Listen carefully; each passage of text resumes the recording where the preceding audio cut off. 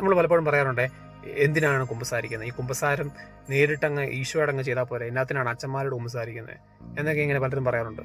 അപ്പോൾ അതിനൊരു ആൻസർ 2 വചനങ്ങളാണ്. ഒരു വചനം ഇതാണ്, 1 യോഹന്നാൻ 1:8.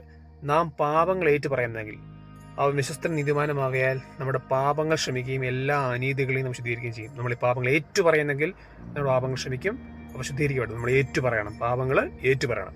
രണ്ടാമത്തെ ചോദ്യം, എന്തിനാണ് അച്ഛന്മാരോട് ഏറ്റു പറയുന്നത്? ഈശോയോടങ്ങ് പറഞ്ഞാൽ പോരെ. അതിന് ആൻസർ യോഹന്നാൻ 20:23. അവിടെ പറയാണ്, നിങ്ങൾ ആരുടെ പാപങ്ങൾ ക്ഷമിക്കുന്നുവോ അവ ക്ഷമിക്കപ്പെട്ടിരിക്കും, നിങ്ങൾ ആരുടെ പാപങ്ങൾ ബന്ധിക്കുന്നുവോ അവ ബന്ധിക്കപ്പെട്ടിരിക്കും. അതായത് അച്ഛൻ നമ്മുടെ പാപങ്ങൾ ക്ഷമിക്കുമ്പോൾ സ്വർഗത്തിൽ നമ്മുടെ പാപങ്ങൾ ക്ഷമിക്കപ്പെടും. അച്ഛൻ നമ്മുടെ പാപങ്ങൾ ബന്ധിക്കുമ്പോൾ സ്വർഗത്തിൽ നമ്മുടെ പാപങ്ങളൊക്കെ മാറ്റപ്പെടുകയാണ് ചെയ്യുന്നത്. അത് ഈശോ സഭയ്ക്ക് കൊടുത്ത അധികാരമാണ്. ഈ അധികാരം ഇങ്ങനെ തുടർന്ന് കൈവപ്പിലൂടെ കിട്ടിക്കൊണ്ടിരിക്കുന്ന അധികാരമാണ്.